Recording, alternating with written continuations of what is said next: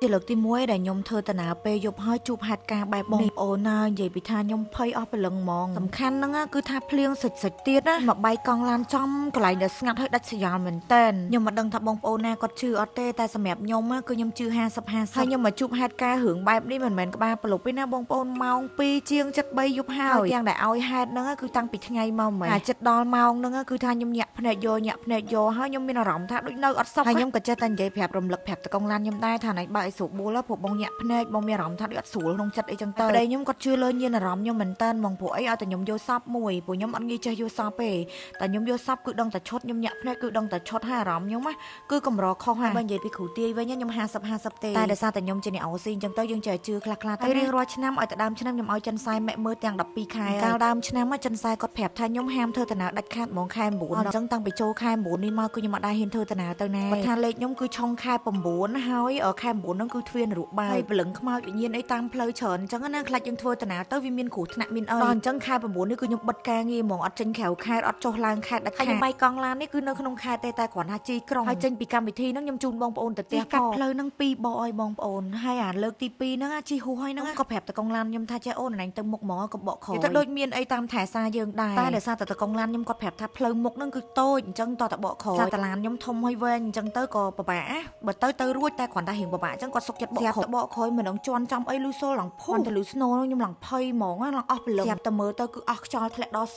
ហ្មងលឿនហ្មងនាំគ្នាឈប់ដូរកង់សកូភ្លាមនឹងឯងហើយដោយសារតែភ្លៀងនឹងខ្លាំងទៅអញ្ចឹងហើយប្តីខ្ញុំគាត់ឲ្យខ្ញុំដេកនៅក្រោយឡានទៅកុំឲ្យខ្ញុំចុះមើលអឺតមើលអញ្ចឹងខ្លាចសើមទឹកភ្លៀងហើយចេះមកបែកកង់អីចំកន្លែងស្ងាត់អីសិតតែដើមចេកមានព្រៃលបងហើយមានផ្ទះគេឈប់នៅទៀតមកព្រឺក្បាលប្រពន្ធចង្អេបងប្អូនសំខាន់ណាដោះមិនក៏អត់ចេញទៀតកង់ឡានគិតមើលគ្នា3នាក់ដោះកង់សកូដោះអត់ចេញសារតែពីកន្លែងបែកកង់ឡានហ្នឹងទៅផ្ទះខ្ញុំក៏រៀងឆ្ងាយដែរដោយសារសោដោះហ្នឹងនៅផ្ទះទេហៅអ្នកស្គាល់គ្នាហ្នឹងគាត់ជាងឡានតំណំតាបានធ្វើបុណ្យល្អជួបមនុស្សល្អដែរបងប្អូនអើយអាសានអន់ក្រគ្នានោះក៏ងើបមកកាត់យប់ទៀតម៉ោង3ម៉ោង4យប់ពេលហ្នឹងហើយបងប្អូនហើយខ្ញុំនឹកសំណោះណាកន្លែងស្ងាត់គិតមើលព្យាយាមដោះខ្លួនឯងនៅឡើង1ម៉ោងជាងណារំតបានជាងមកដល់គឺម៉ោង3:74យប់បាត់ទៅហើយបកក្រោយទៅនិយាយរឿងដែលខ្ញុំព្រឺក្បាលប៉ិនចង្អេនមនុស្សខ្ញុំមិនមែនចេះតែខ្លាចទេបងប្អូនដោយសារតែខ្ញុំកូនអ្នកចកាគាត់ថាប្តីខ្ញុំក៏និយាយដែរណាខ្ញុំជាមនុស្សស្រីមែនតែមនុស្សខ្ញុំគឺអត់ងាយចេះតែខ្លាចទេមកធ្លាប់ដេកក្នុងព្រៃនៅក្នុងព្រៃឆ្អាតឆ្អន់សង្ឃថាជិះមកពីខេត្តអីខ្ញុំចូលក្នុងព្រៃកស៊ូបាត់ជើងម្នាក់ឯងខ្ញុំសឹងមិនចង់ឲ្យប្តីខ្ញុំជូនទៅផ្សារខ្ញុំស៊ាំនៅក្នុងព្រៃខ្ញុំកូនអ្នកចកាធ្លាប់ដេកក្នុងព្រៃនៅក្នុងព្រៃអីចឹងដើម្បីធ្វើចកានេះខ្ញុំជឿជាក់ហ្មងប្រកាសជាមានវិញ្ញាណអីមួយធម្មពលអត់ល្អអីមួយមកប៉ះខ្លួនខ្ញុំហ្មងមិនខ្ញុំព្រឺក្បាលព្រឺសបល់អញ្ចឹងរៀងឲ្យខ្ញុំមានអារម្មណ៍ថាខ្លាចហើយព្រឺឆ្អឹងខ្នងយកមកហើយចិនខ្សែ3 4នាក់ឯណាដែលគាត់និយាយដូចគ្នាហើយរឿងនឹងដែរខ្ញុំមិនដែរហ៊ាននិយាយប្រាប់ណាគេណាខ្លាចខ្មាស់គ